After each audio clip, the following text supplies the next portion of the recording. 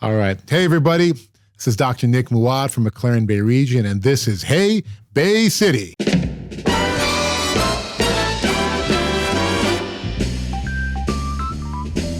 Dr. Nicholas Mouawad, I'm excited to talk to you today. It's a pleasure to be here, Phil. Thank you so much. Can we talk about the first time that we met?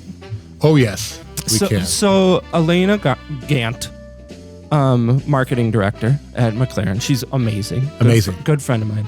She calls me up one day and she's like, hey, Phil, I've got kind of a crazy idea for you and we need your help. And I said, okay, I'm down. You know, when Elena says, hey, got a crazy idea, you follow her. Yeah, that's right. And the whole idea was typically hospitals use stock photography and they go to the websites and they buy these really generic photo assets of doctors that obviously aren't doctors and nurses that obviously aren't nurses.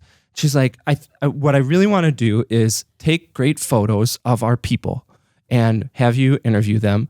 And what do you think about actually going into an OR and taking photos of our doctors at work? And I was like, oh my goodness, this is amazing. And we're like 2 years into COVID at that point. So it was a little freaky, but I was like, oh man, this is going to be amazing. So head over to McLaren with all my cameras and stuff. And we get kind of the lowdown before we go into the OR. Like, don't touch anything. Please do not touch anything. If you touch something, we're all screwed. Like, don't touch anything. So I'm super nervous, and I'm thinking, what's going through my head right now, because I've never been in an OR. Like, I'm thinking every hospital drama, it's just chaos, pandemonium, people throwing stuff at each other, yelling, just like chaos. Yeah, I mean, the drama is superb. Yeah, and so I open up the door and I hear rap music. And I was like, okay, this is interesting. And everybody's super chill, relaxed. And I'm thinking like, I don't want to do anything to screw them up. This is life or death stakes. And I come walking over to the table and there you are about ready to do this heart surgery. And you were so nice and friendly. And you go, hey, everybody, like, just go around and introduce yourself to Phil. And everybody's like said their name and what they did. And I'm like, oh my goodness. Like, it's just so calm. It's so relaxed. And I'm going to tell you that was one of the most impressive experiences of this work so far. Because I walked in expecting just like people hanging on by a thread. But instead I walked into this room full of people who are masters of their craft, taking care of people, doing what they do every day. And I walked out of that room saying, this is exactly the kind of people that I would want taking care of me. I appreciate you saying that. I think we definitely try our best. You know, it is a controlled environment, but you have to be relaxed. You know, that's not to say that it's not high stakes. It's very high stakes. We take everything very, very seriously. But if everybody's stressed out, then you really can't perform at the best of your ability. Right. So we try to keep everything nice and relaxed. We're completely aware of what exactly we're going to do. We're there to do one thing and one thing only. No surprises. Like I said, everything is very standardized. I don't allow any variability because we want to have the best outcomes. And that's how we do that. And everyone knows their place, knows what they want to do. And so I'm happy to hear that. We're very welcoming. You know, I think a lot of times things are portrayed in a very scary, ominous manner. Yeah. Oh my God, you're in the OR. Frankly, you know, vascular surgery is actually very high risk. Every single type of surgery that I do is considered high risk surgery. And we treat it as such, but again, we treat it, you know, in a calm, collected and very controlled environment. Yeah, I love it. I mean, obviously calm, collected, and controlled doesn't translate well to TV drama and ratings. Right, of course. Like 20 straight minutes of everybody just kind of hanging out and asking like, how are your kids in the middle of a heart surgery? Like, it's true. Yeah, it doesn't equal great ratings. Oh, you know what doesn't equal great ratings either? What? Is, you know, the very interesting gown that you have to wear and your interesting bouffant hat. You know what I mean? There's no way out of that. I'm like, you know, we end up looking relatively ridiculous with some of those hats that we have to place, but, you know, those are rules. I think the second time I came to do photos with you, you had the bouffant on and stuff, and you were really like pressing Elena, like, do I really have to wear that? I don't want to wear that. I want to look cool. And she's like, yeah, but you would wear that in the OR. You're like, yeah, but I want to look cool. I want to look cool. And speaking of looking cool, the last time I saw that photo was in the recent announcement. You are one of Newsweek's top vascular surgeons in the United States. So congratulations. Yeah, thank you for that. That was a real honor. I'm truly humbled by that recognition. So, I was surprised. I actually had heard about it from a colleague of mine. Really? Yeah, it's an independent analysis. It's unsolicited. And they did their own evaluation. And then they had selected Newsweek and Statista did their own analysis, looking at quality metrics, reviews, et cetera, and they had selected this. So I had no idea. It's not like you submitted your nomination or requested something. This was done completely independent of us, and we had no idea. Wow. I had no idea until it was actually published. See, I'm glad that you said that, because at first I was also a little bit skeptical, because every once in a while you see those magazines. Right. And if you pay us $1,500 or $15,000, we will announce you as one of the best. And I looked into it too, and they were like, we go through statistics and we do all of those things, and then and I thought that was awesome. Yeah, like I said, it was it was very humbling. And I'm really honored by that recognition. I mean, more importantly for me, the true honor is really to be able to take care of our community and be able to give them, quality care, high level care, back at home. And instead of having them to travel, hours and hours and hours to some of the larger facilities or larger cities, the fact that we're able to offer that type of care with that type of quality and these kind of outcomes closer to home, I think benefits everybody, and most importantly, our patients and community. One of the other things that's really impressive to me, it was, so I go into the OR and I'm taking photos of you. I want to say, is that photo up on the photo's up on this wall, I think, somewhere, because I just love that experience. And then I leave your OR and I'm talking to some of these other doctors in the hospital, and they all had so much respect for you as well. And that was impressive to me, because it's not just being a doctor, but here you had the respect of other surgeons in McLaren as well. I was like, oh, this guy's legit. Well, thank you very much. I appreciate that. I appreciate really their belief and support in me and their confidence in what we're able to do. Again, I'm just honored to be able to take care of people, in their greatest time of need with their most precious asset, which is their health. Mm-hmm. And so, yeah. How does the rap music come into play? Because I'm thinking okay, maybe classical, maybe a little bit jazz if you're feeling adventurous, but this was like straight up gangster rap that I walked in. So, we switch it up. I think we try to give everybody an option in the OR so that everyone is happy. Of course, we can't let it distract us, obviously not, but whenever we get a chance, we change it up and switch it up. They play country. I learn a lot of new songs sometimes from my staff, some country, some of these new artists or whatever. I mean, as a matter of fact, you bring that up. I'm a big fan of jazz. I kind of like jazz, okay. Mushroom jazz. It's kind of calming, and I'm a fan of that. But I like rap too. Yeah, I love it. So you actually grew up near Dubai, is that right? That's correct. I grew up in a small island called the Kingdom of Bahrain. Ooh, the kingdom. It's a kingdom. Wonderful place. It's an island kind of in the Arabian Peninsula. It's its own country. But most people in the area know Dubai, but it's next to it, but it's its own independent country. So as somebody who has never been to the Kingdom of Bahrain, what is it like there? Oh, it's phenomenal. Like I said, it's a small island. It's great culture, great beaches. We spent most of our life there. My parents are still there. I go back and visit very frequently.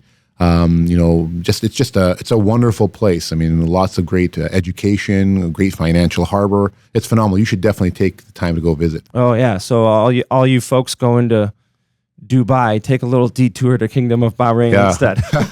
It's wonderful. It's wonderful. Like we were just there a couple of months ago, and we plan to go back hopefully at the end of the year. Oh, amazing. Well, I mean, it must be a great place because it gave us you. Oh, well, thank you. I appreciate that very much. How did this path towards medicine begin? Yeah, so I think earlier on I was a big fan of science. I'm very kind of concrete oriented, and I actually was very interested in chemistry, and I was going to do organic chemistry. And since I got really kind of involved with the health sciences, I thought, hey, you know what? Why don't I look at medicine? I really, really, truly enjoyed it. I'm much more of like I said, a concrete type of a person that like to see things change directly in front of me, and so moving towards the surgical disciplines, I think made a lot more sense. For me. But you're also, like a very personable guy. Like you're friendly, you're always smiling. Everyone's like, oh, Nick, he's such a charmer. And so that's what I love about this path is you're saying, I'm concrete. I like facts. I like science.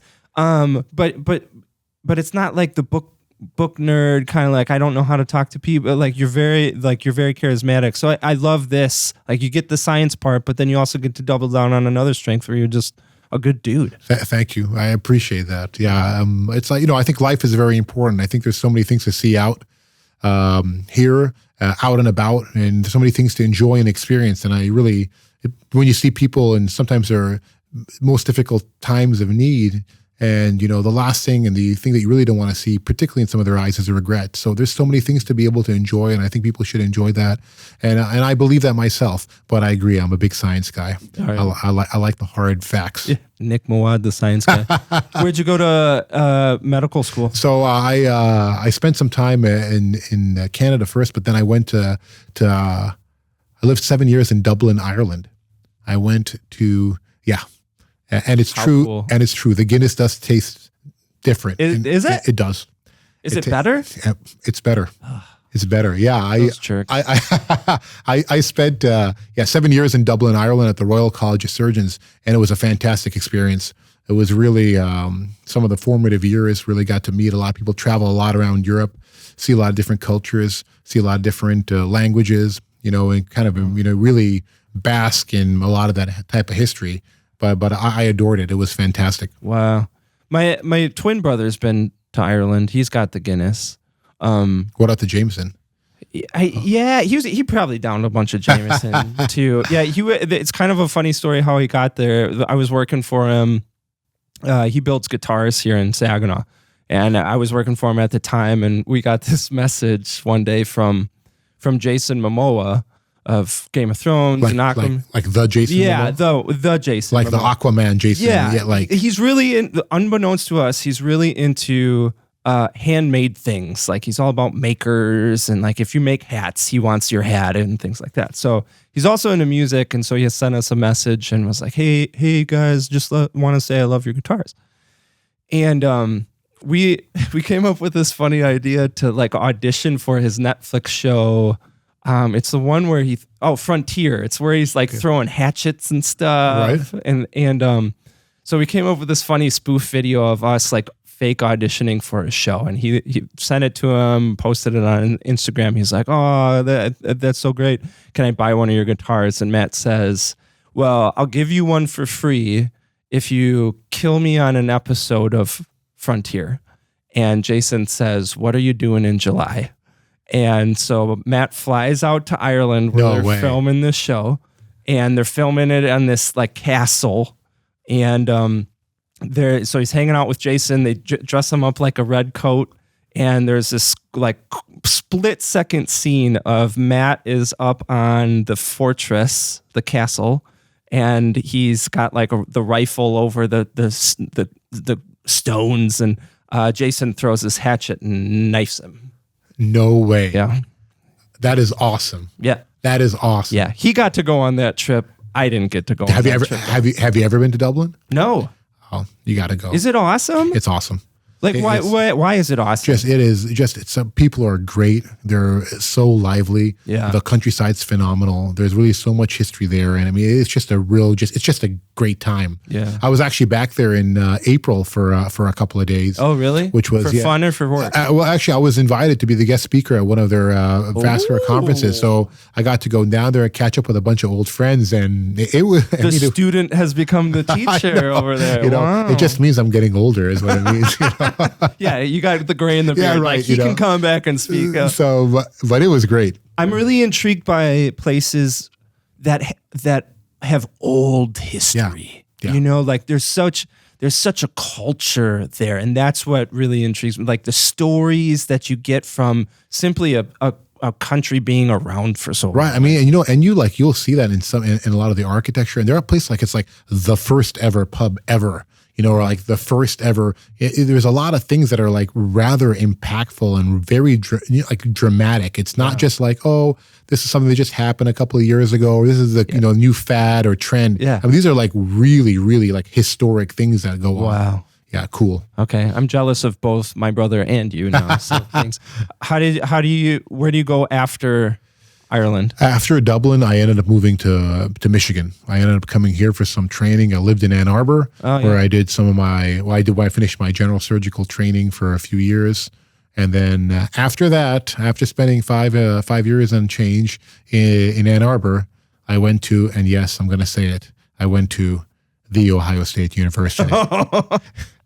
I went to Columbus, Ohio. Yeah, that's fine. You saw the error in your ways and you came back, so I won't hold it against you. How was your experience in Ohio State? It was great. Columbus was fantastic. It was a great training program. I loved the town. A lot of really good friends there, and actually, one of the guys that I met became a really good friend of mine, who actually ended up coming up to Bay City. Oh, really? And it was because of him that I ended up coming here when I was done down in Columbus, and I decided to join him up at McLaren Bay Region. Oh, awesome. At that time. Okay, so that's a win. Yeah, it was a win. Yeah, that's a win. They were wins, W's. What led you to become a vascular surgeon? Vascular surgery is just such an interesting specialty. And it's not talked about a lot, because a lot of times people talk about, the heart or the brain. But, when you think about a vascular surgeon basically deals with blood vessels. We deal with every single blood vessel, basically from the base of the skull down to your tippy toe. What we don't deal with is the brain itself and the heart itself, but everything else we deal with. And it's such an interesting specialty because everything has a blood flow. Everything has, everything has a blood supply. And so whether it's the kidney or your spleen or your stomach or your gallbladder or your leg or your arm or your belly. And so I think the variety in vascular surgery makes it very interesting, because not every day is the same. One day you're helping people deal with their strokes. The other day you're helping people deal with their gangrene. And the other day you're helping people deal with, an aneurysm, which can be fatal. And in some days you're dealing with all three in the same day. Oh, wow. So I think that kind of variety was what really attracted me to dealing with vascular surgery. That's interesting, because as somebody who doesn't know anything from anything, you're thinking like, okay, vascular surgery, probably something to do with the heart, and that's about it. But your point is, like, everything in your body has a blood flow, which means that you're dealing with a lot of different things. Yeah, exactly. And we don't just deal with blood flow to the organ, but also blood drainage, which is in the veins. So things that may be more not as high risk, let's say varicose veins, cosmetic things, we deal with that.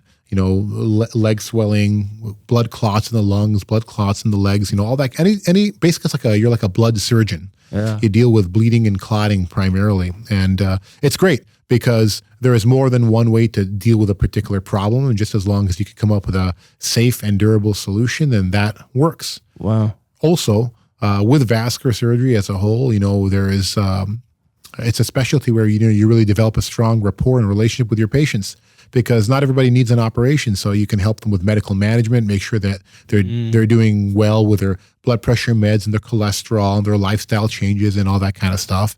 In addition, there are ways to manage them with very minimally invasive type surgery. So what we call endovascular, and that's the term for, minimally invasive stents and drills and rotor-rooters and balloons. And of course, there's maximally invasive operations, which are, large resections where you have to replace things that are either infected or that are not working or that are dangerous. So I think there's a good variety. I will tell you that when you said rotor-rooter, I had felt like a shudder in my body. Like I'm just like thinking like a plumber. Just technically speaking, we are technically healthcare plumbers, because I love that. Yeah, I mean, vascular surgeons deal with plumbing. If you have a clogged pipe, we fix it. We unclog it. We deal with the clot itself and remove it or replace it or put a new pipe in there, which is technically a stent. Have you ever dressed up like Mario or Luigi for Halloween? So I'm yes. Because that sounds like a... I'm a Mario fan. Are you? Oh, yeah. You see the latest Mario movie? No. The Mario and Luigi one with Chris Pratt. He plays the voice of Mario. You should watch it. I liked it. I know, but I mean, got to play some Super Smash Brothers. Remember that? Yes. Great game. I stalked your Facebook, and I don't even know if you know this, because if you go to your About section, it's almost completely blank, but there's a section like favorite quotes, and you have Ken from Street Fighters, like Shoryuken, and I was like, okay, we got games in common. Street Fighter, man. That was a paradigm shift. That changed everything. Favorite game of all time? Oof. GoldenEye. 007. Oh yeah. And Nintendo 64. Yeah. That is, GoldenEye is probably the best. See, I was a Smash Brothers. Dude, Smash Brothers, it's way up there. Super Smash Brothers. Yep. So what are you, a Mario, Luigi, or what are you, Toad? I was Fox. Yeah, all day, every day. I'm Toad. Oh yeah. Toad. Toad, really? I like Toad. I was a fan of Toad. You know, he's like quiet, is in the corner, but I'm telling you, he can be mighty. He's stealthy. Yeah, he's stealthy. He's the sleeper. He just hangs out in the corner like, boom. we don't got to worry about Toad. You know? Right now, Elena, marketing director McLaren's just shaking her head. It's like, talk about medicine, guys. Right, We're like talking about Super Smash Brothers. It's a great game. It is a great game. It probably, and eye-hand coordination for surgeries and stuff. It's like, okay, now she's gonna kill us. She'll be like, now you're comparing surgery to PlayStation. So Newsweek. Talk about the Newsweek article. Talk about the Newsweek article. So when did you come to McLaren? Actually, a decade ago. Oh wow, 10 years. It's been 10 years. It's been 10 years. Wow. It's been great. Why stay 10 years? It's in the thick and thin of it. We just started taking care of patients, developing pretty aggressive programs, managing things that, taking care of things that were just not available here before. I think, like I said earlier, there are things that I do now that didn't exist when I was training. And there are a variety of procedures that we're doing here at McLaren Bay that were not offered previous. Like, for instance, the TCAR stroke prevention procedure. Yes. Tell me about that. Fantastic.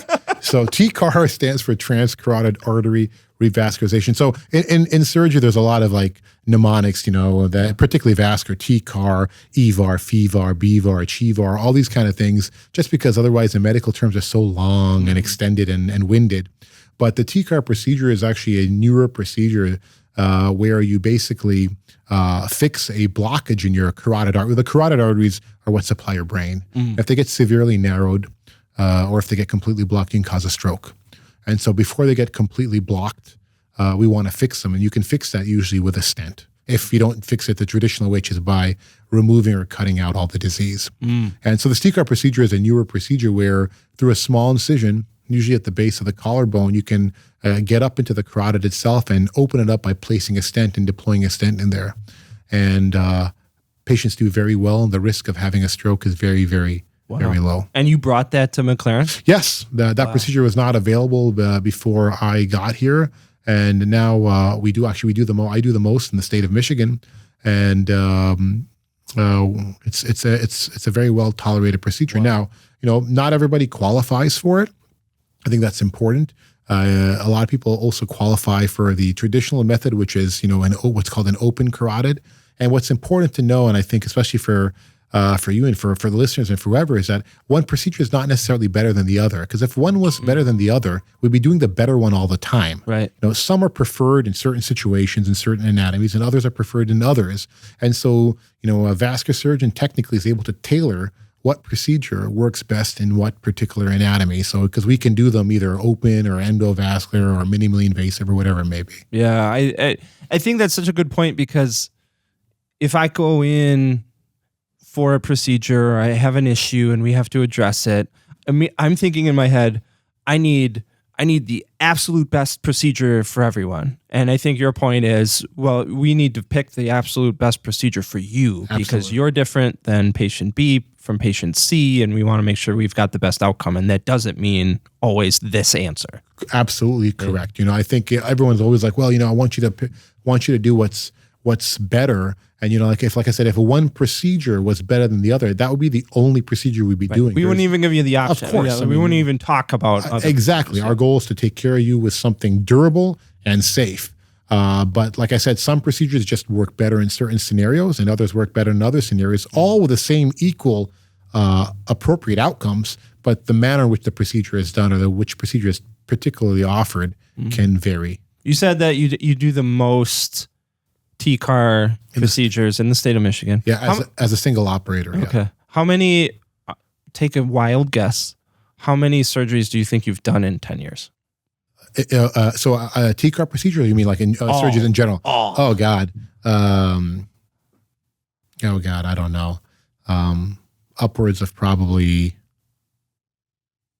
7,000, 8,000 maybe. Why? I mean, I would say that probably, but that's a lot. That's a lot of surgeries. It is a lot of surgeries. It is a lot. I mean, that's a lot of surgeries. What? I'm curious to ask you this, like from the perspective of surgeries as like a craft. So you're nearing 10 years, almost 10,000 surgeries. What have you learned? What do you love? Talk to me about that. Yeah, I think a few things to state. I think as a surgeon, what I try to do the most is to try not to operate. And I think that's important. Tell me what you mean. Because, I think a lot of the public and people say, hey, just because you're a surgeon, you want to do surgeries all the time. That's not exactly true. Actually, it's not true at all. We don't want to operate. Yes. I don't want to operate on you unless I absolutely have to. So when we're making the decision that you need an operation, it's a shared decision that you and I, discuss it and agree that this is the best opportunity or best plan of action for you. But if we didn't have to do it, we're not doing it. I think that's important because a lot of times, then people like, oh my God, they just want to do another case. And that's not true. At least not for me. Yeah. If I could just tell you, exercise and eat a little bit better, and that solves everybody's problem, that makes both of us happy. Very happy. That makes us very, very happy. We avoid the risk of surgery, and then you and I get to hang out some more. We get to do different things. Right. Unfortunately, a lot of our problems, particularly in the Western world, requires something a little bit more definitive with some sort of operation. Yeah. And fortunately, we've been able to figure those out to the point such that the risks are very, very, very, very low. And the procedures themselves or the outcomes are durable. And I think that's important. You don't want to just do something and let it, work for a little bit of time. You want it to last, make it as durable as possible because you want to avoid having to do, redo an operation if at all possible. Right. Yeah. What do you love about what you do 10 years in? Yeah, I think helping people. I think that's the number one thing. I'm here to be able to take care of people, like I said, in their greatest time of need. And, it really, you develop a strong bond when you're able to manage patients, whether it's with an operation or not. And I don't take that lightly at all. I think it's very important, and we go in there very focused to be able to take care of that. And I really, it's a true privilege to be able to take care of them because, it's a decision that you're allowing somebody else to be able to do what they need to do to make sure that you get better. And that's, like I said, that's not an easy decision. They tell you. Doctors are probably the worst patients. And so, you know what I mean? Yeah. And so when you think, I always think about that. What happens if I was in that situation? What happens if I was in their place? And so I think it's important to be able to ask questions, be able to learn as much as possible. It's an educational conversation. And then ultimately at the end of it all, you come up with a decision that you think is going to be best for them. When you said the word relationship, like developing this relationship with your patients, a man popped into my mind, a former patient of yours who I also interviewed out in Cawcolin, Dennis Robbins. Yeah. Oh, yes. And so Elena sent me out to Cawcolin to talk to Dennis, and I go walking into this restaurant, and Dennis is a tall dude. Like, he stands up from his table to shake my hand, and he's got this long gray hair, and he's like this bear of a man, and he's shaking my hand, and we sit down and we talk. Do you mind if I read what he told me? Because I love this story. So this is what Dennis tells me. We're sitting at this restaurant in Cawcolin. He says, 2 days before I was supposed to go to U of M for surgery, an aneurysm in my aorta burst. It's called a AAA. Yeah. When it bursts, not many people survive it, but all the helicopters were grounded and we wouldn't have made it to Ann Arbor in time. So they put me in an ambulance and started it for McLaren Bay Region. They got me on the stretcher and everyone's doing all this talk and everything, and it was wild and my mind went blank. It took us 2.5 hours to get from Standish, not Cawcolin, to Bay City because it was Sunday morning and everybody was coming back from being up north for the weekend. Most people with a burst aneurysm don't survive that long, and the ones that do are physically disabled. Typically, people survive 3 to 5 minutes with a burst aorta, and this guy's still trucking like 2.5 hours later. They sent me down with 7 units of blood. The human body only has 5 units, and I used 6. Dr. Mouawad was my surgeon, and he said things went really well. Thank the good Lord for him. His bedside manner was perfect, just a nice guy, very humble, very polite, and I want to tell him thank you. When I was a kid, I died. This is where things get crazy. I had a disease called immune thrombocytopenic purpura. Yeah. Did I say that right? Purpura, yeah. Yeah, purpura or ITP. It's got to do with having low platelets in the blood, and when I was 5, I contracted that. I started uncontrollably bleeding. We got to the hospital. They're cutting my pajamas off, all of that. And then I remember hearing them say, let's call it. I saw the doctor walking outside the room where my mother was waiting. It felt like I was floating behind him, and I could hear him saying, sorry, Mrs. Robbins, he's gone. And then I remember saying, no, I'm not. I'm right here, Mom. No, I'm not. And they pronounced me dead. And then I woke up. So I thank the good Lord for Dr. Nick Mouawad, because this was the second time that I shouldn't be here. And you know what's amazing about that? Here's this giant of a man crying at this table in Standish. And I don't think Dennis will mind me saying this, but it was emotional, not just for him, but for me to see him like that, because here he was so close to death the second time, and he was so appreciative of you in that moment. And he was just like, please let Dr. Mouawad know. Please, I want to tell him thank you. I want to tell him thank you. Yeah, he's very kind. And I mean, I'm so glad that we're able to take care of him. It was a team effort. You know, everybody rallied. You know, fortunately, we're prepared for this. You know, we've developed team and processes and systems for this, because you're right, time is absolutely of the essence. Just as Dennis had said, you know, 50% of the people die immediately. And Wild. Of the other 50%, only 50% of those even make it to the hospital in time. And so really everything was not in his favor.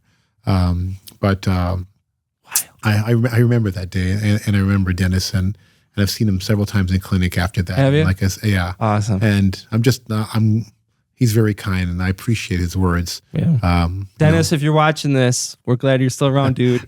You're awesome. We're very glad. Very glad. Can we talk about family stuff? Sure. You just got married-ish? Yeah. When did you get married? I got married in 2022. 2022. Yeah. I found out you got married by watching your wedding video, and I was like, oh my goodness, this looks like a party. How'd you meet your wife? So my wife and I had met many years in the past through some mutual friends, and then we each kind of had our own lives, and then we kind of got back in touch a few years ago, and we decided to tie the knot. And she's amazing. She's wonderful. Yeah. Where'd you guys get married? We got married actually in Beirut. So, oh, really? Yeah, we got married. Is she from there? Yes, she's from there. Okay. And I'm originally from there as well, and so we ended up going back there to celebrate closer to family and all that, and it was a fantastic time. Are weddings different over there than they are here? I would say so. I think so. It's a pretty big party.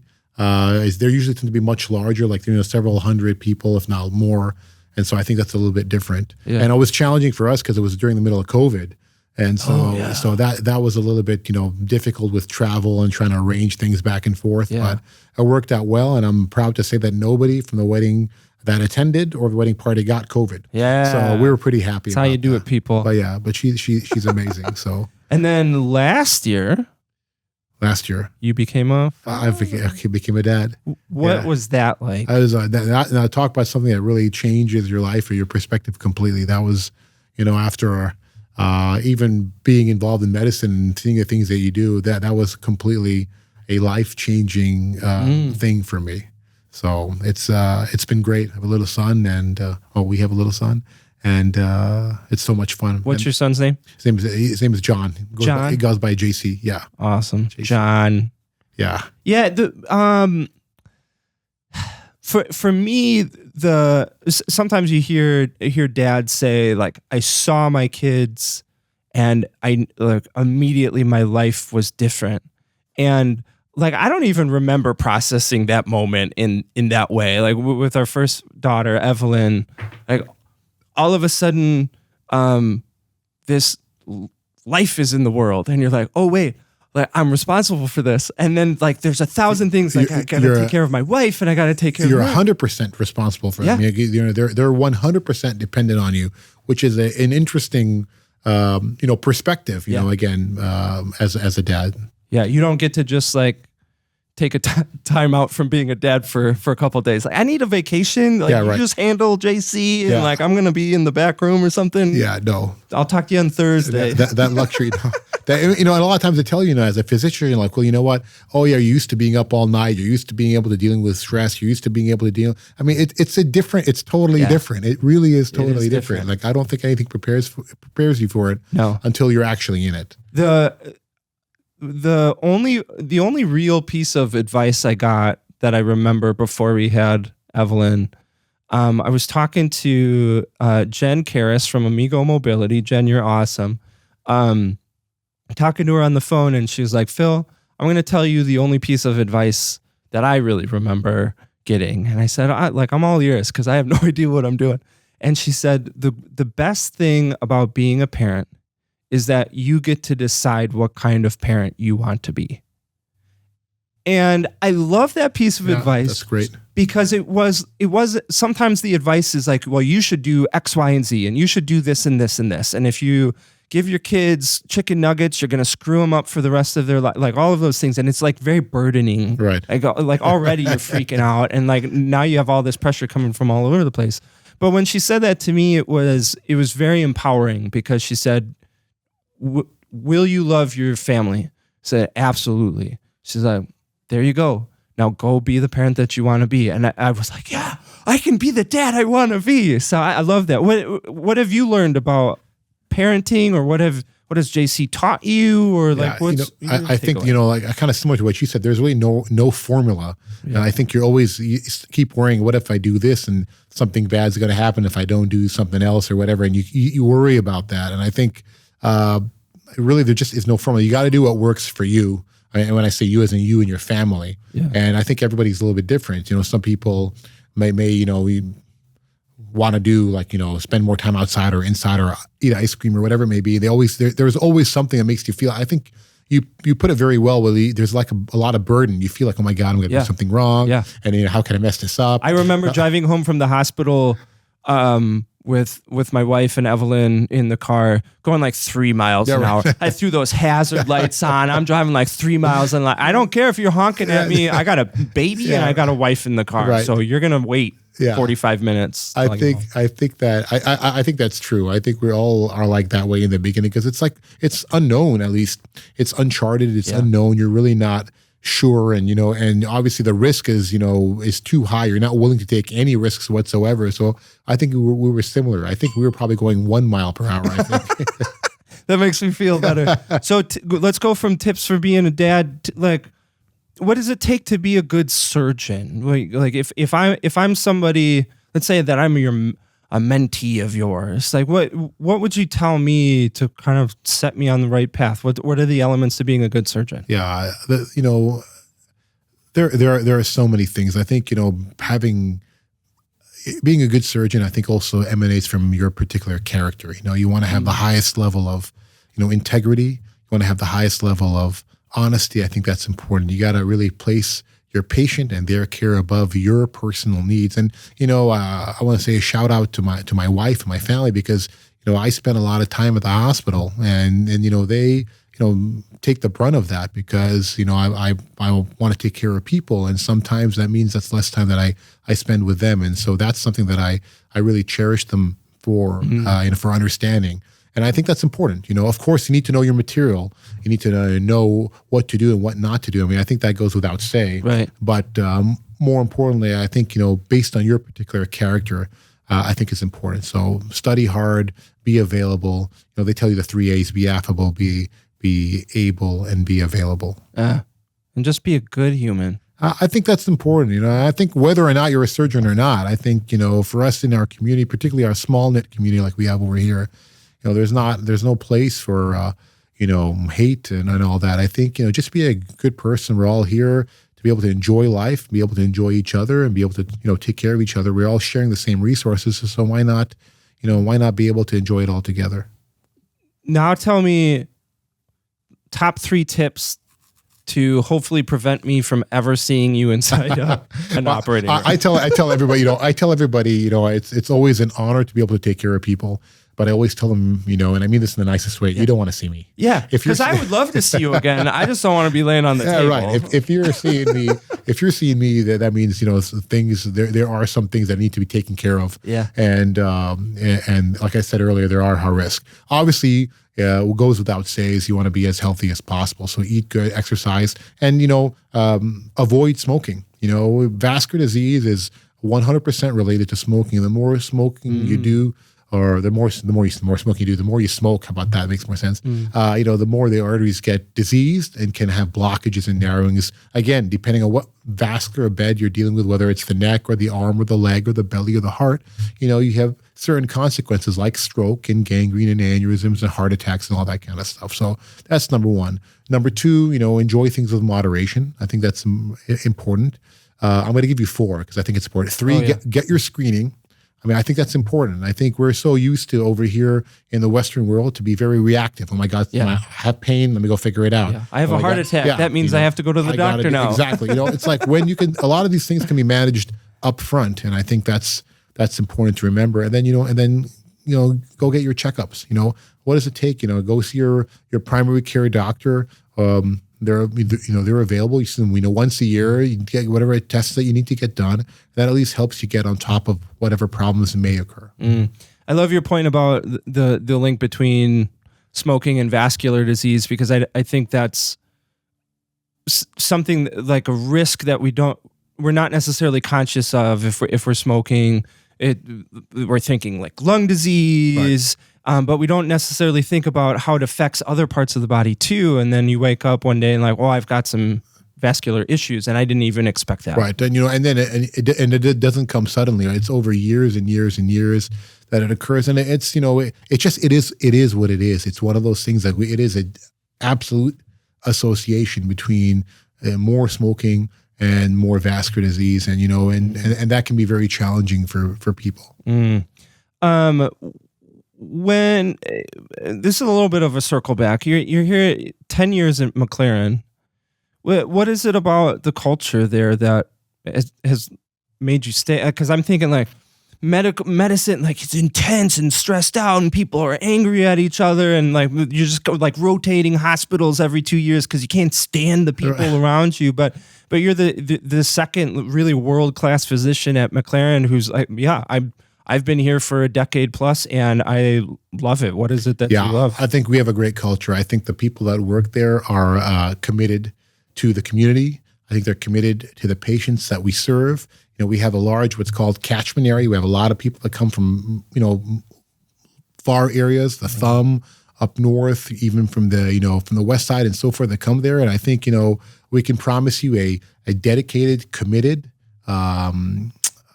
educated, proficient, efficient team of people that want to manage your care. And I think, the days of, oh my God, we have to go to these large, ivory tower places, far away land that can manage, that's not true. We offer state-of-the-art care with state-of-the-art outcomes locally. And you don't need to travel so far, even for some of the complicated stuff. And, some things, if they are too complicated, you should trust in your healthcare provider to say, hey, look, this thing is maybe too complicated for this particular facility, and we'll get you where you need to be. And, there are always those type of operations sometimes that require resources that the local facility may or may not have. Or may not be able to manage. So for instance, like let's say transplant, surgery or whatever, you can't have 15,000 transplant centers. It doesn't work. There's not that many organs. So those are relegated to different areas. But a lot of the stuff that's even complicated, we do at McLaren. I love that.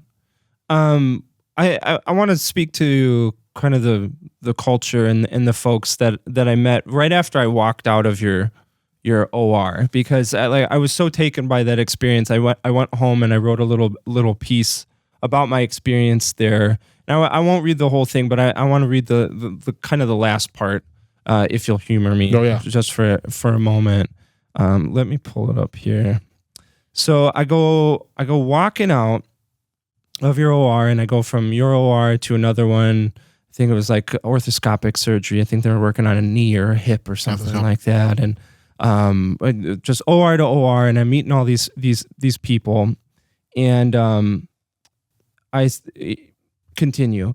Outside of surgery, I interview nurses and doctors who say, I just want to help people, and start to cry as they recall a special patient, someone they wanted to help but couldn't, or because they have sacrificed nearly everything to care for others over the last 24 months. I interview patients who say they gave me my life back, and start to cry because of what their life was like before, or because they didn't even think their life was worth saving. It's not made for TV drama. This is real people, real lives, and our neighbors. Our neighbors who, hidden by the four walls of a hospital, punch into work to give daughters back to their fathers and mothers back to their sons, to give grandparents a few extra years with their grandkids, to save an addict who wanted to die and then show her why she shouldn't. Seeing it up close, it's nearly unbelievable. People exist on this earth who can heal a body of blood and bones with scalpels and stitches. That a person who orders takeout from our restaurants, sits next to us at church, or buys us a drink at the bar can open up a human body, look inside, and fix it. These healthcare workers, from surgeons to surgical techs, to nurses, to respiratory therapists, to OTs, and PTs, to janitors cleaning the rooms, are heroes. Yes, heroes because of the last 2 years, but also because of today, tomorrow, and a year from now. These photos and the photos that will follow show their everyday lives, their everyday heroism. They are our frontline workers, yes, but more often, they are our last line of hope. When cancer grows in our lungs, when a piece of our heart dies, when someone drinks too much and gets behind the wheel, when all we want is another week, year, or decade with our families, to see our kids grow up, to feel love, to experience life, hidden within the four walls of a hospital, our neighbors are our hope and our heroes. And that's what I love about you and all the folks that I've met at McLaren is that direct tie to the community. Like it just really boggled my mind when I left the hospital that like here are these people doing this work every single day. Day in, day out, they just punch in, save a bunch of people's lives, and then they go home. And then they order takeout, or they get some tacos, or you drink too much with them at the bar. And then they go in, and then they do the same thing over and over again. And I just want to say, I want to take this opportunity to tell you to your face what an incredible blessing you are. You're an incredible blessing.